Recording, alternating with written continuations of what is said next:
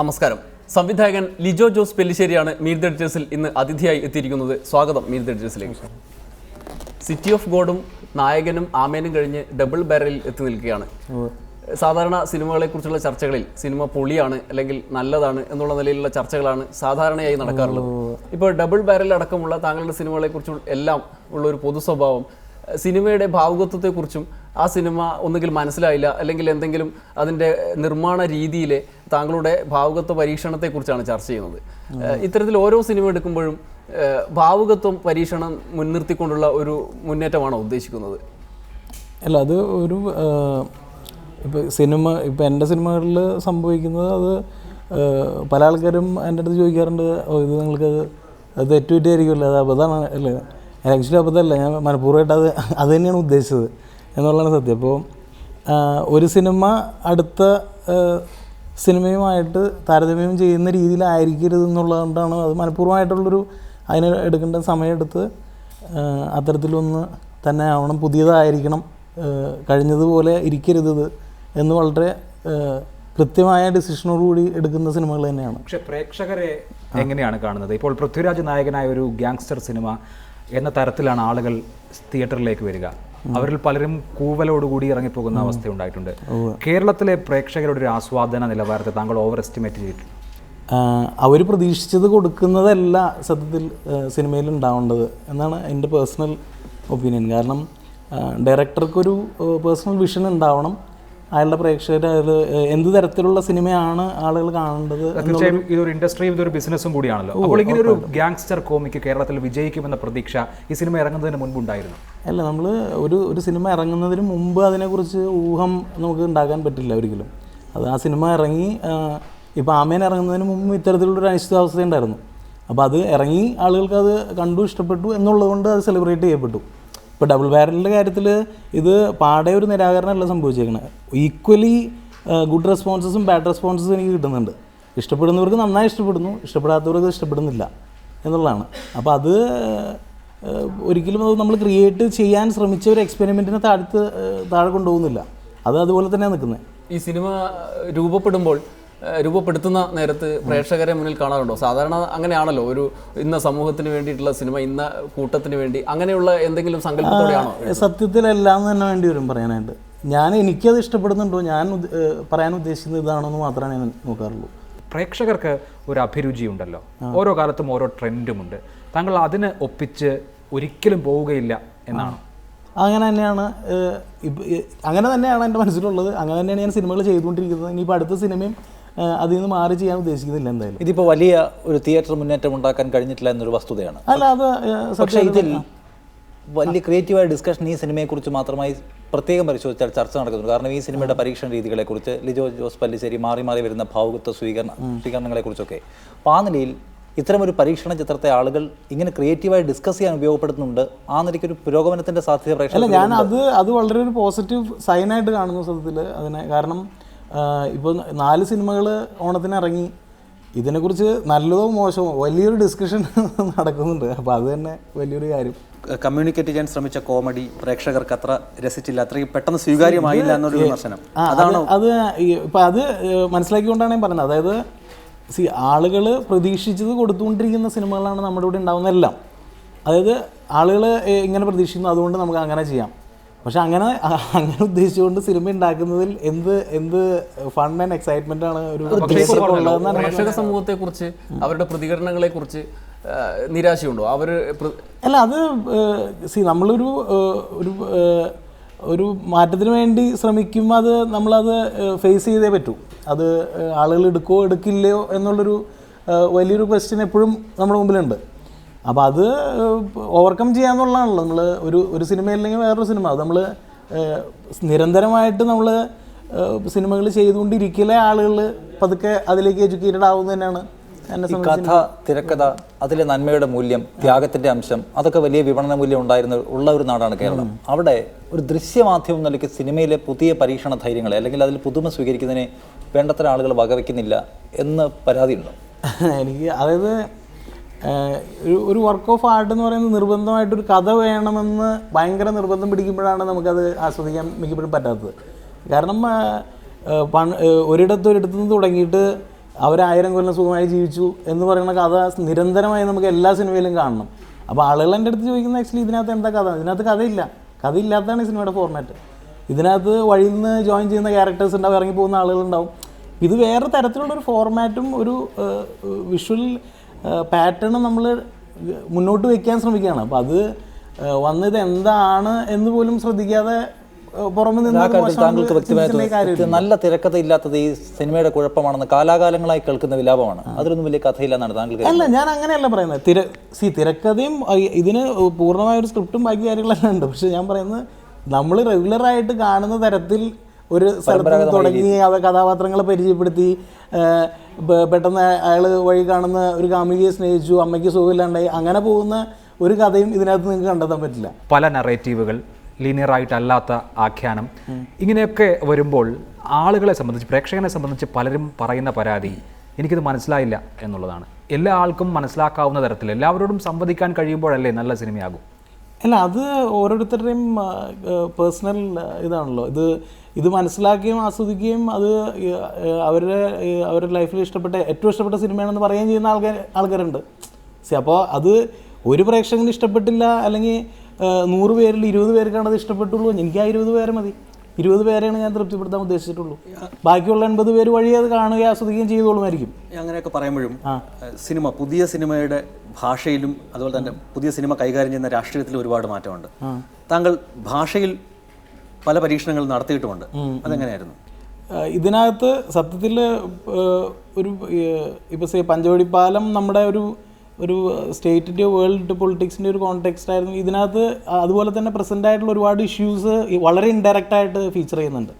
അപ്പോൾ പുറമേ നിന്ന് കാണുന്ന ഒരു കോമിക് ബുക്കിൻ്റെ ഒരു ചട്ടയ്ക്കകത്ത് വളരെ സ്ട്രോങ് ആയിട്ടുള്ള ചില കാര്യങ്ങളുണ്ട്. അപ്പോൾ അത് കുറച്ചുകൂടി നമ്മൾ സെറ്റിൽഡായിട്ടിരുന്ന് കണ്ടു കഴിഞ്ഞാൽ അതൊക്കെ ആസ്വദിക്കാൻ പറ്റുമെന്ന് എനിക്ക് തോന്നുന്നു.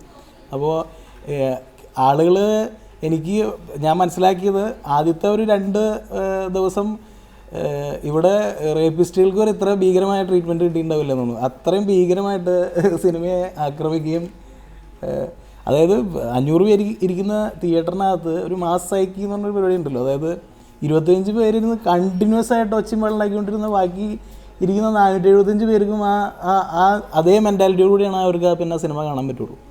അപ്പോൾ അത് നമ്മൾ വേറൊരു സ്ഥലത്തില്ലാത്ത അത്തരത്തിലുള്ള ഭയങ്കരമായ വളരെ നല്ല സ്വഭാവമുള്ള ചില പ്രേക്ഷകർ നമുക്കുണ്ട്. അപ്പോൾ ഈ സിനിമ ഇഷ്ടപ്പെട്ട കുറേ ആളുകളുണ്ടെന്ന് പറഞ്ഞല്ലോ. അവർക്ക് ഒരു പ്രത്യേക ഏജ് ക്ലാസ്സിലുള്ളവരാണോ ഈ സിനിമ ഇഷ്ടപ്പെടുന്നത്? എല്ലാ ഏജ് ക്ലാസ്സിൽ നിന്നുള്ള ആൾക്കാരുണ്ട്. KG ജോർജിലൊക്കെ എവിടെയൊക്കെയോ കണ്ട് അദ്ദേഹം അവശേഷിപ്പിച്ച, അങ്ങനെയുള്ള ആളുകൾ അവശേഷിപ്പിച്ച ഒരു രീതി, അപ്രതീക്ഷിതമായി സംഭവിക്കുന്ന ചില കാര്യങ്ങൾ, ശബ്ദരേഖയ്ക്കപ്പുറത്ത് ദൃശ്യമാധ്യമം എന്ന നിലയിൽ സിനിമയെ പൂർണ്ണമായി ഉൾക്കൊള്ളുന്ന ചില കാര്യങ്ങൾ, അങ്ങനെയുള്ള സങ്കേതങ്ങൾ എങ്ങനെയാണ് സ്വീകരിക്കുന്നത്? സാഹിത്യത്തിൽ നിന്നോ അല്ലെങ്കിൽ മറ്റേതെങ്കിലും മാധ്യമത്തിൽ നിന്നോ ഇതിന് അനുരൂപമായ നിലയിൽ മാറ്റിയെടുക്കണം എന്ന് മലയാള സിനിമാ സാഹചര്യത്തിൽ തോന്നിയത് കൊണ്ടാണോ? മിക്കപ്പോഴും അതായത് നമ്മൾ വേറൊരു സ്ഥലത്ത് ഗംഭീരമായി നടക്കുന്ന ഒരു എക്സ്പെരിമെൻ്റ്, ഒരു പരീക്ഷണം, വേറൊരു വിഷ്വൽ ലാംഗ്വേജ് കാണുമ്പോൾ നമുക്ക് ഡെഫിനറ്റ്ലി ഇത്തരത്തിലൊന്ന് നമ്മളവിടെ സംഭവിക്കേണ്ടതുണ്ട് എന്നുള്ള വല്ലാത്തൊരു ആഗ്രഹത്തോടുകൂടി തന്നെ കണ്ടെത്തുന്നതാണ് ഇങ്ങനത്തെ കാര്യങ്ങൾ. പിന്നെ ഇപ്പോൾ ഈ ജോർജ് സാറിനെ പറ്റി പറഞ്ഞതുപോലെ നമുക്ക് ഉണ്ടായിരുന്ന ഗംഭീരമായ സിനിമകൾ മുമ്പ് ഇപ്പോൾ ഭയങ്കരമായിട്ട് സെലിബ്രേറ്റ് ചെയ്യുന്ന സിനിമകൾ വളരെ റോങ് ആയിട്ട് അന്ന് ആൾക്കാർ ഡിസ്കാർഡ് ചെയ്യപ്പെട്ട കുറേ സിനിമകളുണ്ട് അതിനകത്ത്. അപ്പോൾ ഇതെല്ലാ കാലത്തും നടക്കുന്ന ഒരു സൈക്കിൾ തന്നെയാണ്. അങ്ങനെയുണ്ട്. ഇപ്പോൾ സിറ്റി ഓഫ് ഗോഡ് എന്ന സിനിമ തിയേറ്ററിൽ വലിയ തോതിൽ ചർച്ച ചെയ്യപ്പെട്ടില്ല. പിന്നീട് ടെലിവിഷൻ വരികയും DVD ഇറങ്ങുകയും ചെയ്തപ്പോൾ ആളുകൾ അയ്യോ ഇത് നല്ല സിനിമയായിരുന്നല്ലോ എന്ന് പറയുന്ന അനുഭവം. അതെ അതെ അതെ, അങ്ങനെ തിരസ്കരിക്കപ്പെടുന്ന അവസ്ഥ. തിയേറ്ററിൽ അത് കാണുമ്പോൾ ഇഷ്ടപ്പെടാതിരിക്കും, TV കാണുമ്പോൾ പെട്ടെന്ന് ഗംഭീരമായിട്ട് അത് സ്ഥിരമായിട്ട് അത് ചെറിയൊരു മിക്ക സിനിമ ഉണ്ട്. ആമേനിപ്പോൾ തിയേറ്ററിൽ വിജയിച്ചു, പക്ഷേ താങ്കളുടെ നായകൻ ചാനലിൽ വരുമ്പോൾ ആളുകൾ ഇരുന്ന് കാണുകയും അഭിപ്രായം പറയുകയും ചെയ്യാണ്. അത് എല്ലാ സിനിമകൾക്കും അതുണ്ട്. അത് സ്ഥിരമായിട്ട് സംഭവിക്കുന്ന അത് എന്താണ് ആ സൈക്കോളജി എന്ന് എനിക്കറിയാൻ പറ്റില്ല. പക്ഷേ അത് അങ്ങനെ ഉണ്ട്, നിർബന്ധമായിട്ടുണ്ട്. നമുക്ക് ആളുകളുടെ റെസ്പോൺസ് ഒരുപാട് തനത് ശൈലികളിൽ നിന്ന് മാറ്റിച്ചവിട്ടുമ്പോൾ, പ്രത്യേകിച്ച് ഇപ്പോൾ കുടുംബത്തിൽ നാടകത്തിൽ നിന്ന് സിനിമയിലേക്ക്, അതിൻ്റെ ഒരു ചിട്ടവട്ടങ്ങളാകെ മാറുകയാണ്. അങ്ങനെ ഒരു പരീക്ഷണം തന്നെയാണ് ഡബിൾ ബാരൽ അല്ലെങ്കിൽ മറ്റ് സിനിമകൾ ചെയ്യുമ്പോഴും താങ്കൾ നേരിട്ടത്? ഞാൻ അങ്ങനെ ജനിച്ച് വളർന്ന ഒരു സാഹചര്യം എന്ന് പറയുന്നത് അത് തന്നെയായിരുന്നു. അതായത് സാരഥി എന്ന് പറഞ്ഞൊരു ഡ്രാമ ട്രൂപ്പ് ഉണ്ടായിരുന്നു. ഫാദർ അതിൻ്റെ ഒരു പാർട്ട്ണറായിരുന്നു. തിലകൻ ചേട്ടനാണ് അത് ഡയറക്റ്റ് ചെയ്തിരുന്നത്. അപ്പോൾ അങ്ങനത്തെ ഒരു സാഹചര്യത്തിൽ തന്നെയാണ് ഞാൻ വളർന്നതൊക്കെ. അപ്പോൾ ചിട്ടവട്ടത്തിനകത്താണ് വളർന്നത്. പിന്നെ പെട്ടെന്ന് ഇത് അത് അങ്ങനെ ബ്രേക്ക് ചെയ്തൊന്നല്ല, പക്ഷേ എനിക്ക് ആദ്യകാലം മുതൽ താല്പര്യമുള്ളൊരു മേഖലയായിരുന്നു. താങ്കൾ സൂചിപ്പിച്ചല്ലോ 25 പേർ ഒരു തിയേറ്ററിലിരുന്ന് കൂവിയാലും ബാക്കി 475 പേരെ ബാധിക്കുന്നു. പക്ഷേ ആമേൻ തിയേറ്ററിൽ കളിച്ചുകൊണ്ടിരുന്ന സമയത്ത് 500 പേരുണ്ടെങ്കിൽ 500 പേരും ഒരപശബ്ദവും ഉണ്ടാക്കാതെ ആ സിനിമ കണ്ടു. പൂർണ്ണമായും ആളുകൾ അതിൽ ഇൻവോൾവ്ഡായി. അങ്ങനെ ഒരു മാജിക്കൽ റിയലിസത്തിൻ്റെ അനുഭൂതി പരതയിലേക്ക് പ്രേക്ഷകനെ ഉയർത്താൻ കഴിഞ്ഞു. അതുപോലെ പ്രേക്ഷകനെ ഉയർത്താൻ കഴിയുന്ന ഒരു സിനിമ കൂടി എടുക്കണമെന്ന് ആഗ്രഹമില്ലേ? അല്ല, അത് ആമേൻ പോലെ ഒരു സിനിമ, ഇപ്പോൾ ഞാൻ പറയുന്നത് ആമേൻ പോലെ ഒരു പക്ഷേ ഏതെങ്കിലും കാലത്തൊരു സിനിമ എൻ്റെ മനസ്സിൽ വരുമായിരിക്കും. പക്ഷേ ആമേൻ എന്ന് പറയുന്ന സിനിമ അവിടെ കഴിഞ്ഞു. ഇനി ആമേൻ പോലെ എന്ന് പറഞ്ഞ് ഞാൻ എടുത്തിട്ടിരുന്ന എനിക്ക് തോന്നുന്നു അടുത്ത 5 വർഷത്തിനുള്ളിൽ ആമേൻ തന്നെ ആമേൻ പാർട്ട് 5 പാർട്ട് 6 അങ്ങനെ പോയിക്കൊണ്ടിരിക്കും. അത് മാത്രമേ ഞാൻ ചെയ്യുന്നുണ്ടാവുള്ളൂ ലൈഫിൽ.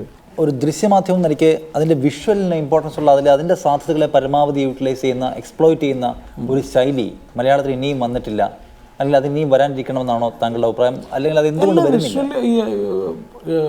അതായത് നമുക്ക് ഭയങ്കരമായൊരു ഈ ഓഡിയോ ഇമ്പോർട്ടൻ്റ്, ഓഡിയോ ഹെവി ആയിട്ടുള്ള ഫിലിമുകളാണ് നമ്മുടെ മിക്കുന്നത്. അതായത് നമുക്ക് ശബ്ദരേഖ കേട്ട് മനസ്സിലാക്കാവുന്ന സിനിമകൾ, അത്തരത്തിലുള്ള എല്ലാ സിനിമകളായിരിക്കേണ്ടത്. കൂടുതലും അതിൽ നമ്മൾ വിഷ്വലിയാണ് കാര്യങ്ങൾ കമ്മ്യൂണിക്കേറ്റ് ചെയ്യേണ്ടതെന്ന് വളരെ സ്ട്രോങ് ആയിട്ട് ബിലീവ് ചെയ്യുന്ന ഞാൻ. കൂടുതൽ സിനിമകളും മുഴുവനായും വർത്തമാനത്തിലൂടെ, അതായത് ഡയലോഗുകളിലൂടെ കാര്യങ്ങൾ കമ്മ്യൂണിക്കേറ്റ് ചെയ്യാനുള്ള ശ്രമമാണ് നടത്തുന്നത്. അങ്ങനെ അഡിക്റ്റ് ആയി പോയിട്ടുള്ള ഒരു പ്രേക്ഷക സമൂഹത്തെയാണ് നമ്മൾ മാറ്റേണ്ടത്. അതാണ് താങ്കളുടെ മുൻപിലുള്ള വലിയ വെല്ലുവിളി. റെഗുലറായിട്ടുള്ളൊരു ഒരു വലിയ ഒരുപാട് കാലമായിട്ടുള്ളൊരു വ്യൂയിങ് ഹാബിറ്റിനെയാണ് നമ്മൾ മാറ്റാൻ ശ്രമിക്കുന്നത്. അതായത് കാലങ്ങളായിട്ട് ഒരു പർട്ടിക്കുലർ തരത്തിലുള്ള സിനിമകൾ കാണുകയും അത് ഇതാണ് മാക്സിമം മലയാളി കാണേണ്ട സിനിമ എന്നുള്ളൊരു ഫ്രെയിം ഉണ്ടാക്കുകയും ഒക്കെ. അക്കാര്യത്തിൽ പുതിയ ചിന്തയുമാണ് താങ്കൾ എന്തായാലും കടന്നു വരുന്നത്. താങ്കൾ പരീക്ഷണ ചിത്രങ്ങളുമായി വരികയും ചെയ്യുന്നു. ഈ മലയാള സിനിമയ്ക്കകത്ത് നിന്ന് താങ്കളുടെ ഇത്തരം പരീക്ഷണ മുന്നേറ്റങ്ങളെ എങ്ങനെയാണ് താങ്കളുടെ സീനിയേഴ്സ് അടക്കമുള്ള ആളുകൾ നോക്കിക്കാണുന്നത്? എന്ത് തോന്നുന്നു ആ കാര്യത്തിൽ? അല്ല, ഞാൻ പറയുന്നത് അത് സീനിയേഴ്സോ ജൂനിയേഴ്സോ നോക്കി കാണുന്നത് പോലും അതൊരു മാറ്റം കൊണ്ടുവരാനുള്ള ശ്രമം നിലയ്ക്ക് അവർ വളരെ ഇഷ്ടപ്പെടുന്ന ആളുകളുണ്ട്, ഞങ്ങളുമായിട്ട് സംസാരിക്കാറുള്ള ആളുകളുണ്ട്. അത് ഇവിടെ അത് വർക്കാവില്ല എന്ന് വിചാരിക്കുന്ന വേറൊരു ഗ്രൂപ്പ് ഓഫ് ആൾക്കാരുണ്ട്. ഇത് നമ്മൾ പല സ്ഥലത്ത് എന്തെങ്കിലും കാര്യങ്ങൾക്കായിട്ട് നിൽക്കുമ്പോൾ സംസാരങ്ങളിലൊക്കെ വരുന്ന കാര്യങ്ങളാണ്. അങ്ങനെയുള്ള സമയത്ത് മാറ്റം വരുത്താറുണ്ടോ? ഇപ്പോൾ കൂട്ടത്തിലിരിക്കുമ്പോൾ മറ്റുള്ളവരുടെ ടേസ്റ്റ് ഇതിനകത്ത് പരാമർശിക്കപ്പെടുമ്പോൾ താങ്കളുടെ തീരുമാനത്തിൽ മാറ്റം വരുത്താറുണ്ടോ? ഞാൻ മാറ്റം വരുത്താറുള്ളത് ഇത്തരം ഒരു സാഹചര്യത്തിൽ മാത്രമാണ്. അതായത് ഞാൻ ആലോചിക്കുകയും എഴുതുകയും വിഷ്വലി മനസ്സിൽ കാണുകയും ചെയ്തതിൽ നിന്ന് ബെറ്ററാണ് അയാൾ പറഞ്ഞ ഒരു സജഷനെങ്കിൽ ഡെഫിനറ്റ്ലി ഞാൻ അതായിരിക്കും യൂസ് ചെയ്യുക. അപ്പോൾ അതിൽ ഉറപ്പായിട്ടും നമുക്ക് അങ്ങനൊരു ഈഗോ നമ്മൾ പിടിക്കേണ്ട കാര്യമില്ല. ഇപ്പോൾ ഡബിൾ ബാരലിൽ പുറത്തിറങ്ങി ഈ പ്രതിവാദങ്ങൾക്ക് ശേഷം 19 മിനിറ്റ് കുറച്ച് വീണ്ടും കഴിഞ്ഞ ദിവസം റിലീസ് ചെയ്തിട്ടുണ്ട്, സമയം കുറച്ചിട്ട്. അത്തരത്തിലുള്ള തീരുമാനങ്ങൾ അത് നേരത്തെ തന്നെ എടുക്കാമായിരുന്നെങ്കിൽ സിനിമക്ക് ഗുണം ചെയ്യുമായിരുന്നു. അങ്ങനെയുള്ള ഇത് ഇപ്പോൾ മുമ്പ് ഇറങ്ങിയ വെർഷൻ തന്നെയാണ് ഉദ്ദേശിച്ചതും അത് തന്നെയാണ് ആളുകൾ കാണണമെന്ന് ഞാൻ ആഗ്രഹിക്കുന്ന സിനിമ. ഇത് ഇപ്പോൾ എഡിറ്റ് ചെയ്തിട്ടുള്ള ഭാഗങ്ങൾ എന്ന് പറയുന്നത് ആക്ച്വലി ഓഡിയൻസുമായിട്ട് ഒരു രീതിയിലും കണക്ട് ചെയ്യാനുള്ളതാണ് ഉള്ള ഒപ്പീനിയൻ വെച്ചിട്ട് നമ്മൾ മാറ്റുന്നതാണ്. അതായത് ഫോർ എക്സാമ്പിൾ ഇപ്പോൾ സോംബി എന്ന് പറയുന്നൊരു കോൺസെപ്റ്റ്, സോംബി എന്ന് ഒരുപാട് സിനിമകൾ വെളിയിലും ഇറങ്ങിയിട്ടുള്ളതാണ്. അതായത് മരണമില്ലാത്ത ആൾ, ദി അൺഡെഡ് എന്നൊക്കെ പറയുന്ന തരത്തിലുള്ള. ഇപ്പോൾ അത്തരത്തിൽ ചില സീക്വൻസസ് നമ്മൾ ഫിലിമിനകത്തുനിന്ന് ഈ ഞാൻ ഈ പറഞ്ഞ പോലെ ഓഡിയൻസിലേക്ക് കുറച്ചുകൂടി റീച്ച് ചെയ്യാൻ വേണ്ടി ഇത് അവതരിപ്പിച്ചപ്പോൾ ഈ താരങ്ങളെല്ലാവരും പൂർണ്ണമായും തങ്ങളോളം ആഴത്തിൽ കൺവിൻസ്ഡ് ആയിട്ടാണ് ഇതിൽ പ്രവർത്തിച്ചിട്ടുള്ളത്. ഇപ്പോൾ ഇതിൽ അഭിനയിച്ചിട്ടുള്ള ഇപ്പോൾ പൃഥ്വിരാജ്, ഇപ്പോൾ ഇന്നലെ ഞങ്ങൾ സംസാരിച്ചുള്ളൂ ഇതിനെപ്പറ്റി. അപ്പോൾ നമ്മൾ ഇതിലുള്ള എൻറ്റയർ ടീം ഈ സിനിമ എന്താണെന്ന് വ്യക്തമായ ധാരണയോടുകൂടിയാണ് ഇതിനകത്ത് വന്നിട്ടുള്ളത്. ഇപ്പോഴും അവർക്ക് ധാരണയുണ്ട്. അത് ഇത് ഒരുപക്ഷെ അതിൻ്റെ തലേദിവസം രാജു ഒരു ഫേസ്ബുക്ക് പോസ്റ്റ് പോലും ഇട്ടിരുന്നു. ആക്ച്വലി ഇത്തരത്തിലുള്ളൊരു സിനിമയാണിത്, നമ്മൾ പറയാൻ ഉദ്ദേശിക്കുന്നതും നിങ്ങൾ കാണാൻ പോകുന്നതും നിങ്ങൾ പ്രതീക്ഷിച്ച് വരുന്നതും ഒന്നും തന്നെ ഈ സിനിമയ്ക്കകത്ത് ഉണ്ടാവില്ല എന്നുള്ള രീതിയിൽ വളരെ ക്ലിയർ ആയിട്ട് നമ്മൾ പോസ്റ്റ് ചെയ്തിരുന്നു. അത് നമ്മൾ വ്യക്തമായ ധാരണയോടുകൂടി തന്നെ ഇട്ട പോസ്റ്റാണ്. മലയാള സിനിമയിൽ അത്തരത്തിലുള്ള പരീക്ഷണങ്ങൾ നടത്തുമ്പോൾ അതിനുള്ള നിലവാരം, അതിനുള്ള ആ ഒരു നില ഇവിടുത്തെ പ്രേക്ഷക സമൂഹം കൈവരിച്ചിട്ടുണ്ടോ? അല്ല, നമ്മുടെ പ്രേക്ഷകരെ ആക്ച്വലി വലിയൊരു സെറ്റ് ഓഫ് ഇൻ്റലിജൻ്റ് ആൾക്കാർ തന്നെയാണ്. ഇതിൽ പ്രശ്നം എവിടെയാണെന്ന് വെച്ചിട്ടുണ്ടെങ്കിൽ അവർക്ക് തന്നെ ഒരു ഫ്രെയിം ഉണ്ടാക്കുകയാണ്. ഇത് ആണ് ഞങ്ങൾ എക്സ്പെക്റ്റ് ചെയ്യുന്നത്, ഇത് ഞങ്ങൾക്ക് കിട്ടണം എന്ന് എക്സ്പെക്റ്റ് ചെയ്യുന്ന ഒരു ഓഡിയൻസിന് മുമ്പിൽ അവരത് ബ്രേക്ക് ഫ്രീ ചെയ്യാൻ വേണം, അത് ആസ്വദിക്കുകയാണെന്നുണ്ടെങ്കിൽ. താങ്കളുടെ തിരക്കഥ അല്ലെങ്കിൽ താങ്കളുടെ കഥ അത് ഉൾക്കൊള്ളാനും അത് വെള്ളിത്തിരയിലെത്തിക്കാനും പ്രാപ്തരായ ആർട്ടിസ്റ്റുകളെ താങ്കൾക്ക് ലഭിച്ചിരുന്നു പോകും? ഉറപ്പായിട്ടും. ഇതിലെല്ലാ ക്യാരക്ടേഴ്സും വളരെ എനിക്ക് മനസ്സിൽ ഉണ്ടായ ഫേസസ് തന്നെയാണ് അതിനുവേണ്ടി കാസ്റ്റ് ചെയ്യപ്പെട്ടുള്ളതും. അവർ തന്നെയാണ് അതിനുവേണ്ട മുന്നൊരുക്കങ്ങൾ, അല്ലെങ്കിൽ ഇന്ന നടനായിരിക്കണം അല്ലെങ്കിൽ നടിയായിരിക്കണം ഈ കഥാപാത്രത്തെ ചെയ്യേണ്ടത്, അങ്ങനെ ഒരു പ്ലാനിങ്ങോട് കൂടി തന്നെയാണ്, വ്യക്തമായ പ്ലാനിങ്ങോട് കൂടി തന്നെ ആണ് സംഭവിച്ചിട്ടുള്ളത്. ഇതിൽ തമിഴിലെ പ്രധാന താരത്തെ ആര്യയെ പരിചയപ്പെടുത്തിയിട്ടുണ്ട്. ആര്യ ഫഹദ് ഫാസിലിന് പകരം വന്ന ആളാണെന്ന് കേട്ടിട്ടുണ്ട്. ഈ കാസ്റ്റിങ്ങിന്റെ സമയത്ത് അങ്ങനെയുള്ള ആളുകളെ മാറ്റിവെക്കുമ്പോഴുള്ള വെല്ലുവിളികൾ ആകെ അത് സിനിമയ്ക്ക് എപ്പോഴും ഒരു അൺസർട്ടിനിറ്റി ഉണ്ട്, അത് ഏത് ഏരിയയിലും ഒരു അൺസർട്ടിനിറ്റി ഉണ്ട്. അപ്പോൾ അത് നമ്മൾ ഏത് നിമിഷവും അത് അതിന് പ്രിപ്പയർഡായിട്ടിരിക്കുക എന്നുള്ളത് തന്നെയാണ്. അപ്പോൾ ഫഹദ് അതിനകത്ത് കാസ്റ്റ് ചെയ്യപ്പെട്ടിട്ടുള്ളൊരു ആളായിരുന്നു. പക്ഷേ ലാസ്റ്റ് മൊമെൻറ്റിൽ ഫഹദ് ഒരുപാട് പ്രോജക്ട്സ് ആ സമയത്ത് ഉള്ള അത്രയും തിക്കും തിരക്ക് ഉള്ളൊരു അവസ്ഥ വന്നു കഴിഞ്ഞപ്പോൾ അതിന് ഇപ്പോൾ ഏറ്റവും താങ്കളെ സ്വാധീനിച്ച സംവിധായകർ എന്ന് പറയുമ്പോൾ സ്വാഭാവികമായും പലരും പറയുന്നത് പോലെ ഭരതൻ, പത്മരാജൻ, KG ജോർജ് എന്ന് പറയുന്നു. താങ്കളുടെ സമകാലികരെ വിലയിരുത്തിയിട്ടില്ല?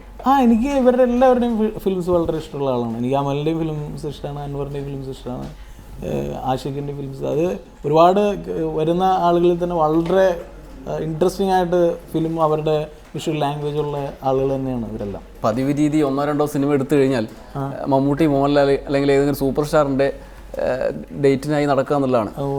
താങ്കൾ അത്തരത്തിൽ സൂപ്പർ താരത്തെ വെച്ച് സിനിമ ചെയ്യേണ്ട ആലോചന ഒന്നും വന്നിട്ടില്ലേ?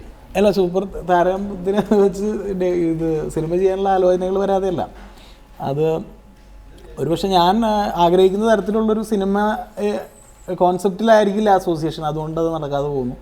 ഇതുവരെ എന്തായാലും ഒന്ന് അറിഞ്ഞു. മലയാള സിനിമയിലെ കാര്യമായ പരീക്ഷണങ്ങൾ നടത്താൻ, പുതിയ ധാരകൾ തുറക്കാനൊക്കെയും ചെറുപ്പക്കാരായ കുറേ ആളുകൾ വേണമെന്ന് നിർബന്ധമാണ്.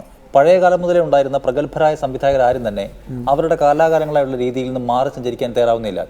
ഇപ്പം വെസ്റ്റേൺ സിനിമയിലൊക്കെ നോക്കിയാൽ 70 കഴിഞ്ഞ സംവിധായകർ പോലും പുതിയ പരീക്ഷണങ്ങളുമായി വരുന്നവരുണ്ട്. പക്ഷേ ഇവിടെ പഴയ കാലം മുതലെയുള്ള ശീലങ്ങൾ അനുവർത്തിച്ചു പോരുകയാണ് മുതിർന്ന സംവിധായകർ. പുതുമ ചെയ്യണമെങ്കിൽ ചെറുപ്പക്കാർ ചെയ്തോട്ടെ എന്ന്. ആ തരത്തിലാണ് ഇവിടെ കാര്യങ്ങൾ പോകുന്നത്. എന്തുകൊണ്ടാണ് ഈ പഴയ സംവിധായകർ പലരും അവരുടെ പരമ്പരാഗത രീതികളെ ഭേദിക്കാൻ തയ്യാറാവുന്നത് ഇവിടെ? അല്ല, ഞാൻ അതിനെക്കുറിച്ചാണ് പറഞ്ഞത്. അതായത് ആളുകൾ പ്രതീക്ഷിക്കുന്നത്, അവർ എക്സ്പെക്റ്റ് ചെയ്തിരിക്കുന്നത് നമ്മൾ കൊടുത്തേ തീരൂ എന്നുള്ളൊരു ബിലീഫിൽ നിന്നാണ് ഇതൊക്കെ സംഭവിക്കുന്നത്.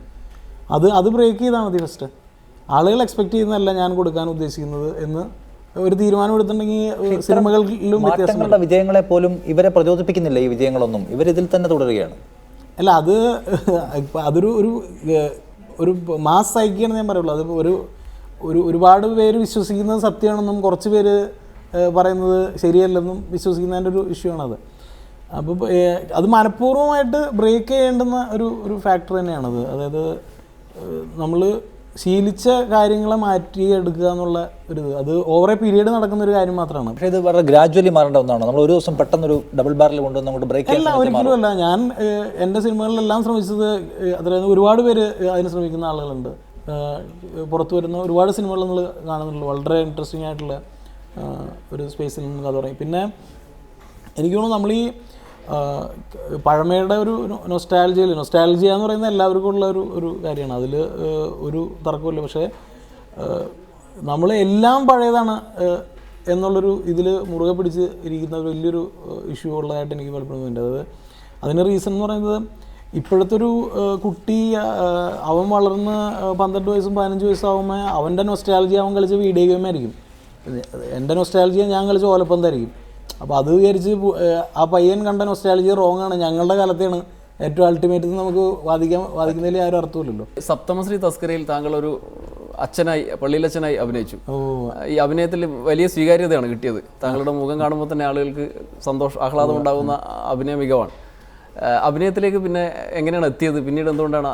അല്ല, അഭിനയത്തിലേക്ക് എത്തിയെന്ന് പറഞ്ഞാൽ അത് സപ്തമശ്രീയുടെ ഷൂട്ടിൻ്റെ ഒരു പീരീഡിൽ ഞാൻ ആ സെറ്റിൻ്റെ എനിക്ക് പരിചയമുള്ള ആളുകളുണ്ടായിരുന്നു. ഇപ്പോൾ ചെമ്പനായാലും ഷാജിബായാലും അനിൽ ഏട്ടനായാലും ഒക്കെ അവിടെ ഉണ്ടായിരുന്നു. അപ്പോൾ ഞാനതിൻ്റെ അവിടെ ഉള്ളത് കൊണ്ട് അവർ വളരെ നിർബന്ധപൂർവ്വം പറഞ്ഞതുകൊണ്ട് എനിക്ക് അങ്ങനെ ചെയ്യേണ്ടി വന്നതാണ്. അനിലേട്ടൻ്റെ ഒരു നിർബന്ധം കൊണ്ട്.